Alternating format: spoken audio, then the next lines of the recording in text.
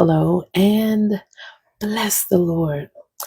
I pray that you have received the grace today to both hear and do that which Jesus has for you in Jesus' name. So, in keeping with this focus that we have had on what Apostle Paul blessed us with, the words, know them that labor among you. We have been walking through First Corinthians, and we have been made to understand that Apostle Paul is speaking from very personal knowledge concerning having had a passionate connection with, loyalty to the laws of Moses, the writings of the prophets, the one and true living God, yet and still being afar off from him because he didn't believe in his only begotten Son, Jesus Christ.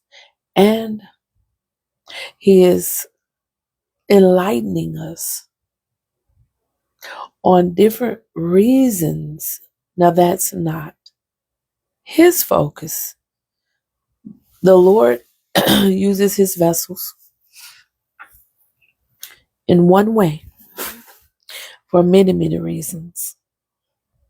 He's a multifaceted God. So expressing the different things that Apostle Paul has expressed in this first letter to the church at Corinth has revealed much about this subject matter. Not that there's not many things that we can pull from this doctrine, because it is good, profitable doctrine. But this has been our focus. And, it's a very weighty matter, especially in our day and age with access to the internet. I did not check, excuse me, to ensure that our sound is good. Let's see. Yes, it is good. Praise God. With accessibility to people across the globe within an instant by the internet, we can buy into these artificial relationships and connections. Artificial, by the way, they are not organic. They are not the way that the Lord intended. They are not a permanent way, having only been available to us for such a short period of time. And we need to understand that they are a means to an end. They're not to replace the organic way that man connects with one another. Therefore, enabling us to know those that labor among us, because we have to be able to witness their manner of life, witness how they handle people as they perform this ministry of reconciliation.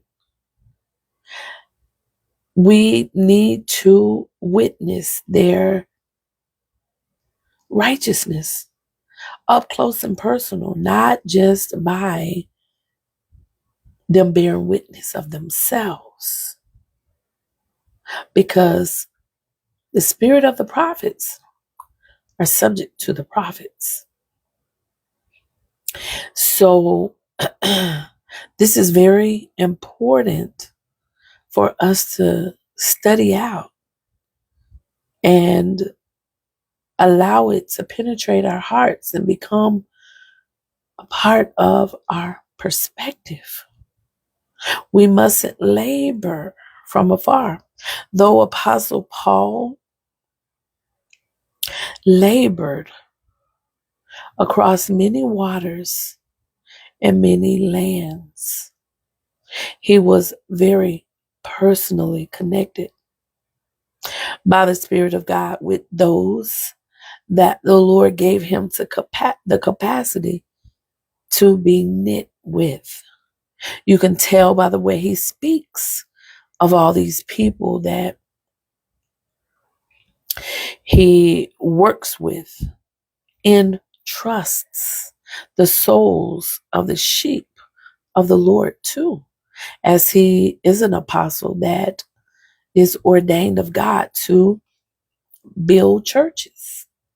And because he is a builder, a master builder, then he must be able to delegate the responsibility of the overseeing of these congregations in the hands of just men that he does know personally. That's why we see these different writings to these different congregations in very different lands. Everyone is not ordained, built by God to operate in such ways. But Apostle Paul was, very few are, and he still makes us to know that it's still very personal and not at all impersonal. We must know those that labor among us. So we got through chapter 5.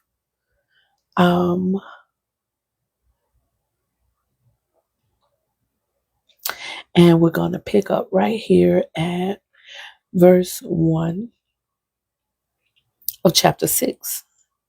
It says, "Dare any of you, having a matter against another, go to law before the unjust and not before the saints." Excuse me. So he's warning them, you're not supposed to go to the unjust in their court systems with matters that you have between the brethren. The spirits of the prophets are subject to the prophets. This is why we must know those that labor among us so that we can judge righteous judgments. It's very necessary. And we don't judge according to unrighteous standards. We judge according to the righteousness of our Creator. That's why he's saying, dare any of you, having a matter against another, go to law before the unjust and not before the saints. Do ye not know that the saints shall judge the world? And if the world shall be judged by you, are you unworthy to judge the smallest matters? He's comparing the matters that we will have between one another, because we will, to the matters concerning the world. We are being made fit to judge the world. So surely we are learned enough in the things of God and the trusting of God by denying ourselves and know one another well enough to know what's just and that which is unrighteous in the eyes of God. He says in verse 4, if then ye have judgments of things pertaining to this life, set them to judge who are least esteemed in the church. So he's saying those things are lowly things. That's not that big of a deal. You can delegate these things to those that are esteemed the least in the church. I speak to your shame. Is it so that there is not a wise man among you? No, not one that shall be able to judge between his brethren. But brother goeth to law with brother, and that before the unbelievers. Now that shouldn't be. The unbelievers should not be judging the believers. The believers should be so established in the things of God that they can judge betwixt themselves.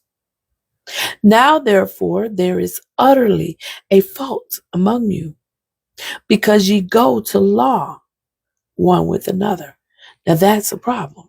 Why do you rather take wrong? Not rather take wrong.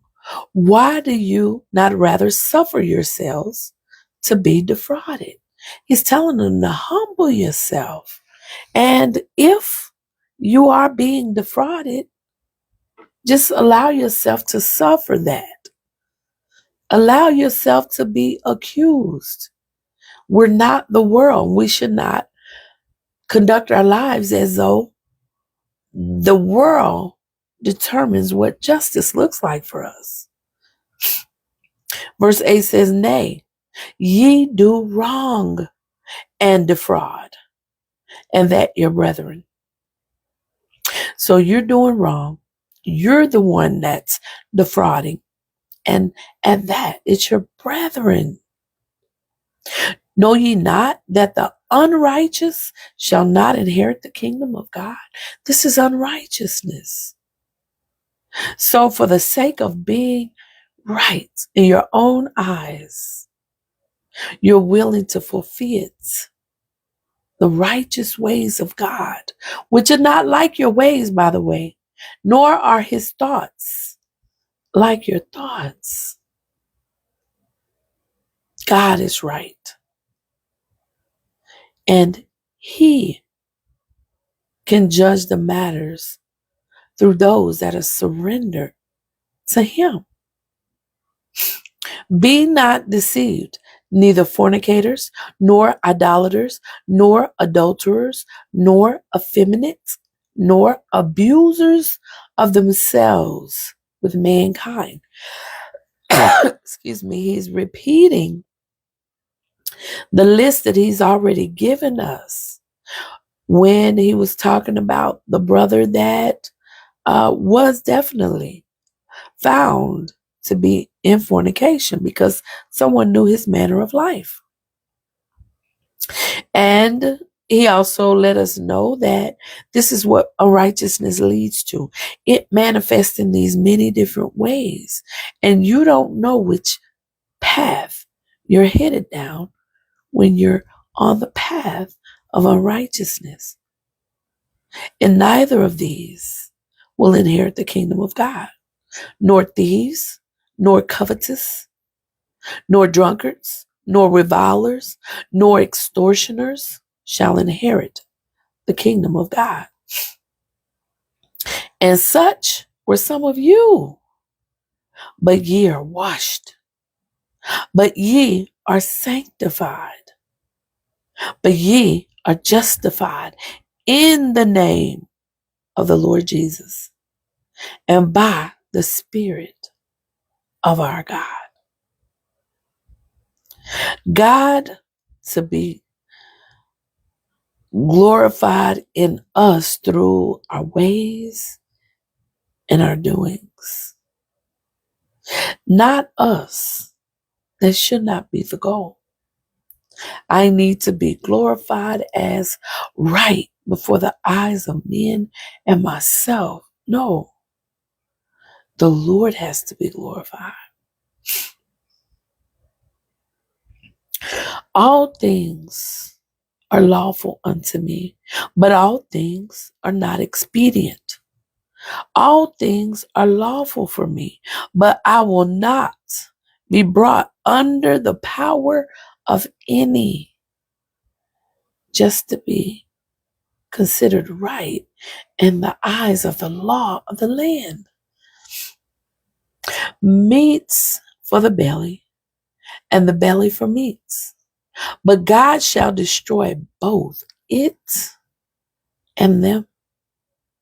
Now the body is not for fornication, excuse me, but for the Lord, and the Lord for the body. And God hath both raised up, the Lord, and will also raise up us by his own power. Know ye not that your bodies are the members of Christ? Shall I then take the members of Christ and make them the members of an harlot? God forbid. What? Know ye not that he which is joined to an harlot is one body? For two, saith he, shall be one flesh. But he that is joined unto the Lord is one spirit. Flee fornication. Every sin that a man doeth is without the body, but he that committeth fornication sinneth against his own body. What? Know ye not that your body is the temple of the Holy Ghost, which is in you, which ye have of God, and ye are not your own? For ye are bought with a price. Therefore, glorify God in your body and in your spirit, which are God's. Do you take the word of God seriously? Do you take it on as your perspective? He says in verse 17, which is words to live by, but he that is joined unto the Lord is one spirit. He said earlier in this book that we are to be unified in the Lord God, and that we are to speak the same things. He said in chapter 1, verse 10, now I beseech you, brethren, by the name of our Lord Jesus Christ, that ye all speak the same thing, and that there be no divisions among you, but that ye be perfectly joined together in the same mind and in the same judgment. He just got done talking about why we should judge one another's matters between the brethren versus going to the law of the unjust or the courts of the unjust with matters that are between the brethren. It should be expected because we're expected to all speak the same thing and that there be no divisions among us, that we be perfectly joined together in the same mind and in the same judgment, because he that is joined unto the Lord is one spirit. This is why we must endeavor to do as the Word of God says and seek His face. This is His living Word. He says that we're to seek Him and He will be found by us if we search for Him with all of our heart. This is what we are charged with every single day. The Word of God tells us that we are to pray without ceasing. So we live a lifestyle of prayer, no matter where we are, no matter what we're faced with. Having our conversations seasoned with salt. Be instant, in season and out of season, ready to give an answer for the hope that we have, because we are not ashamed of the gospel of Jesus Christ, which is the power of God unto salvation. So, since that's the goal, and this oneness in spirit, it is our duty to seek the face of the Lord for understanding by His Spirit of His Word, that we may rightfully divide it and apply it to our lives, that we be made righteous judgments, righteous judges. The expectation is that we grow to the point where the Lord can entrust us to judge the world, not by our might, not by our power, but by His Spirit. In Jesus' name. If you are looking for a healthy church to be developed in these ways of God in righteousness, then feel free to reach out to me for more information about Jesus Ministries. We are located in Covington, Georgia, about an hour southeast of Atlanta, and we invite you to join us. In the meantime, it is my prayer that you have received the grace today to both hear and do that which the Lord has for you.